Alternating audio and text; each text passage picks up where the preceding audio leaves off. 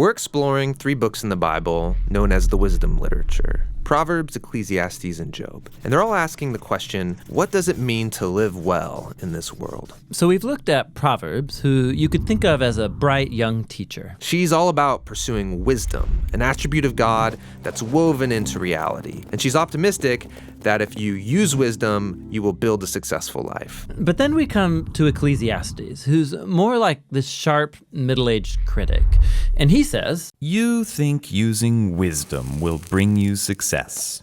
You'd better think again, because life here under the sun is meaningless." And that's a phrase he uses a lot in this book. But to understand this book, we have to realize first that we're hearing 2 voices. So first there's the teacher, and we've been calling him the critic. He's the main voice in the book. But he is introduced to us by another figure, the author.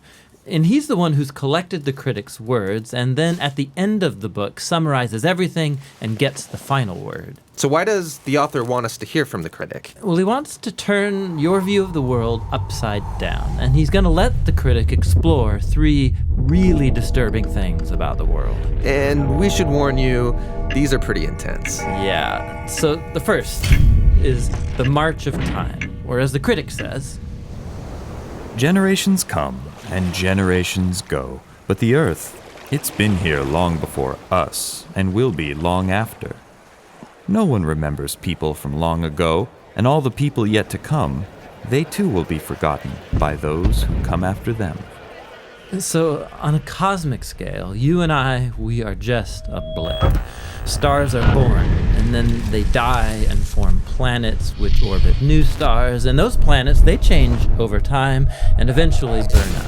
And amidst this cosmic backdrop, my entire existence is like a blink in time. Which leads to the critic's second disturbing observation, that we are all going to die.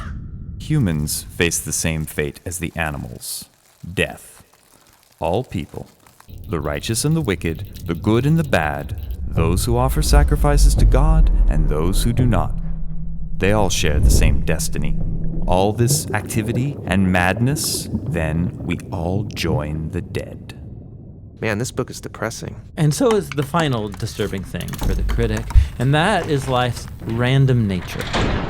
So in Proverbs, life isn't random. There's a clear cause and effect relationship between doing the right thing and being rewarded. But the fact is that life doesn't always work that way.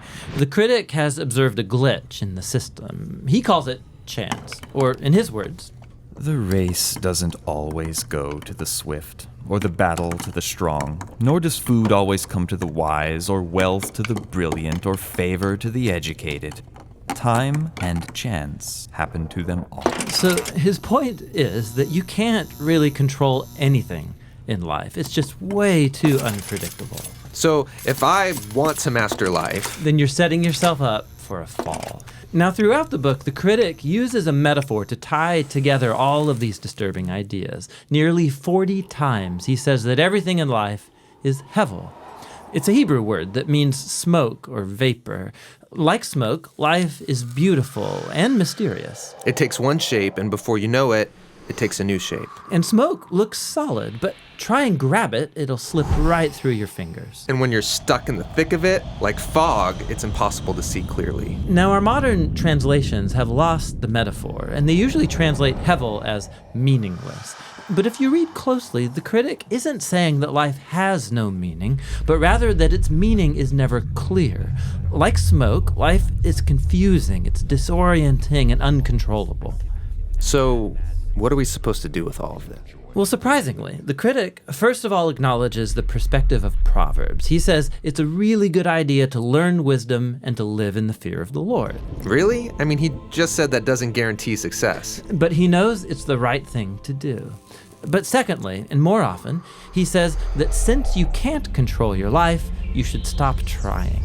Learn to hold things with an open hand, because you really only have control over one thing, and that's your attitude towards the present moment. Stop worrying, he says, and choose to enjoy a good conversation with a friend, or the sun on your face, or a good meal with people that you care about. The simple things in life. Yes, and both the good things and the bad, because both are rich gifts from God.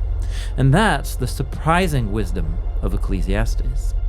Listening to the critic is painful and can lead you into some dark places. And that's why the author speaks up at the end of the book. He doesn't want you to lose hope. He wants to make you humble into someone who trusts that life has meaning even when you can't make sense of it, that one day God will clear the hevel and bring his justice on all that we've done. And so he tells us that the proper response to all of this is to fear the Lord and keep his commandments. And that's the book of Ecclesiastes. Now, there's one more voice in the Bible's wisdom literature, and that's the book of Job. And he will bring us the final, much-needed perspective on our journey into wisdom.